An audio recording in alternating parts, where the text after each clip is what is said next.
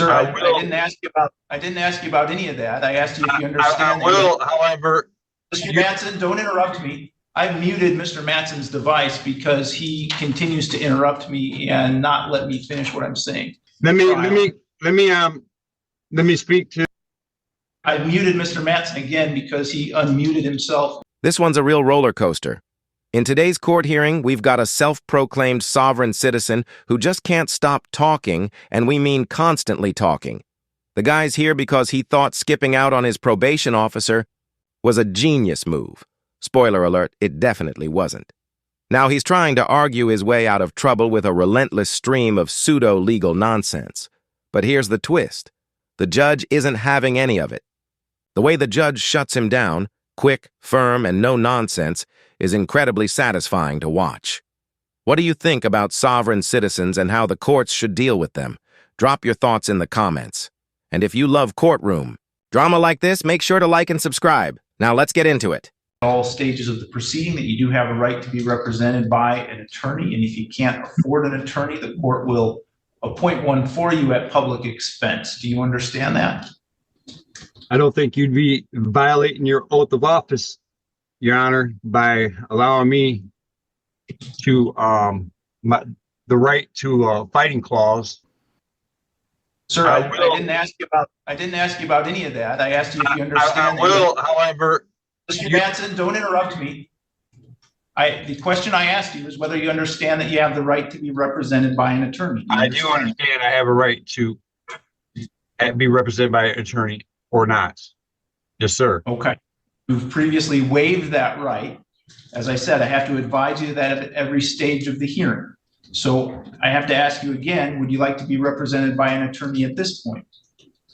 As I started to say, Your Honor, I don't want the representation.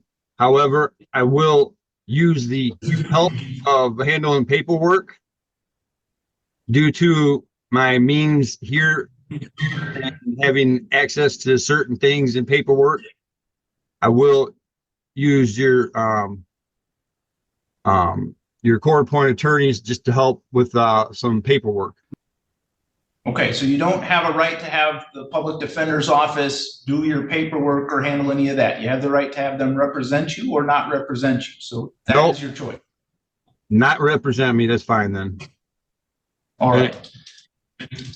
So you've previously been arraigned on the probation violation. Do you know how you want to proceed? So your options are you can plead to it if you want, which means you'd be admitting guilt. The other option is that I can set it for a hearing and we can have a hearing on the matter, and then I'll decide based on the evidence submitted at that hearing. Your Honor, all due respect, I wish, are you working under oath of office today, sir? Sir, I'm not going to answer these questions or deal with this.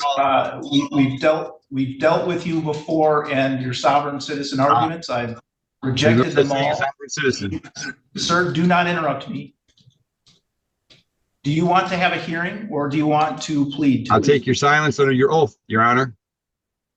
Okay. Do you want to have a hearing or do you want to plead?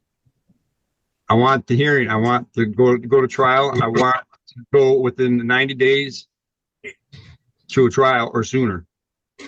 All right. So Sierra will need about a 1-hour hearing on a probation violation. As well as I'd like you to have the arresting officers that arrested me on that day. I would like their sergeant to be dressed in uniform and at that trial on that day as well, please. Zoom court never disappoints, and today's case is pure chaos. We've got a guy who just won't stop interrupting, constantly talking over the judge like he's in charge. It's clear he has zero understanding of how the court system works. At this point, he's lucky he hasn't been held in contempt. It's that bad. And here's the kicker. He claims he needs an attorney just to help with his paperwork. Seriously? That's not what attorneys are for.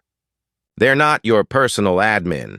They represent you in legal proceedings, not walk you through filing forms. It's hard to tell if this guy is being serious or just trolling. 1 second he's spewing random nonsense, the next he's demanding a sergeant be present at his hearing. A sergeant? Where did that come from? It's like he's pulling legal jargon out of thin air or reading off some conspiracy-fueled script. Whatever the motive, the whole thing feels like a massive time waster. Credit to the judge for keeping cool as long as he did. I think most people would have run out of patience way earlier. Eventually, though, the judge claps back, and it's kind of amazing to watch. What do you think? Is this guy serious or just putting on a show? Drop your thoughts in the comments, and if you're into courtroom craziness like this, don't forget to like and subscribe. All right, let's dive into the madness. So we will have you in person here from the jail. All right, exactly what the hearing is going to be on that day? So you've been charged with a violation of the terms of your probation. Yeah. For failing to report. So the hearing is going to be to determine whether or not you failed to report. Okay, so it's going to be the trial that day. Correct. Okay, can I have the state police sergeant there at that trial? What state police sergeant? The state police sergeant of the arresting officers on the night of my arrest. Who are the arresting officers? I don't remember the exact names, but any state police sergeant in uniform would do. Why do you want any state police sergeant to be present at the trial? Just to show how arrests are made, and why they're made, and how they do the determination, how they bring people into jail. Well, how is any of that relevant to whether or not you violated the terms of probation? I believe there's a lot of relevancy there. I don't see where any of it's going to affect the courts in any way, shape, or form. All right. So the issue that the court is going to determine has nothing to do with things that happened during your arrest. The issue is whether or not. It's not about the arrest. It's about the arrest for the violation of probation as well.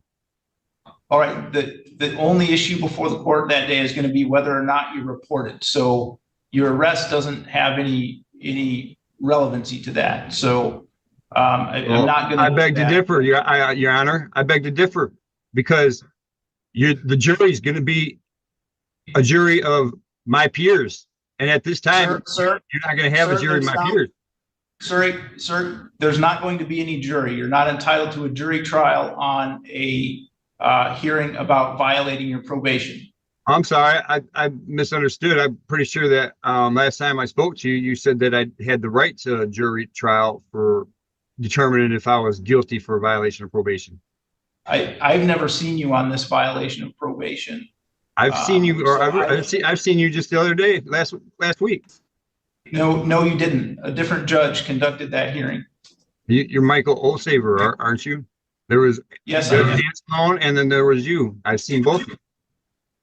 You did not see me last week.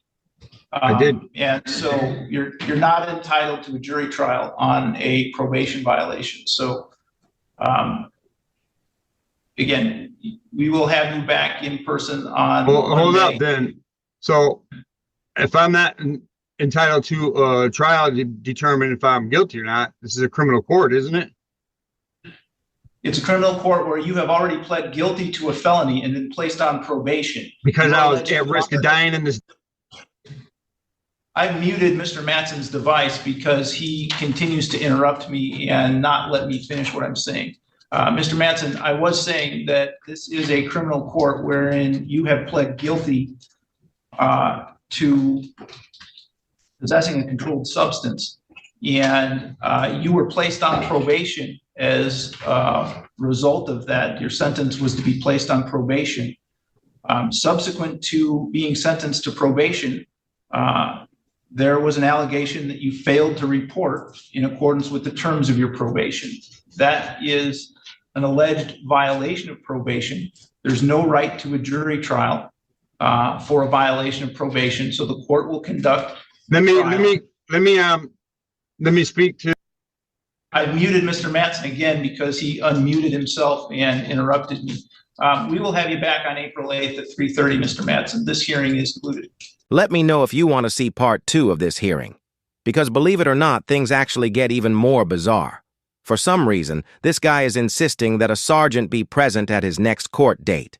Not only does that make zero legal sense, but the hearing he's referring to isn't even related to his arrest. It's just a routine probation matter. There's absolutely no reason for a sergeant, let alone a state sergeant, to be involved. It's like he just wants someone in uniform there to validate his antics. Honestly, the whole thing is just laughable.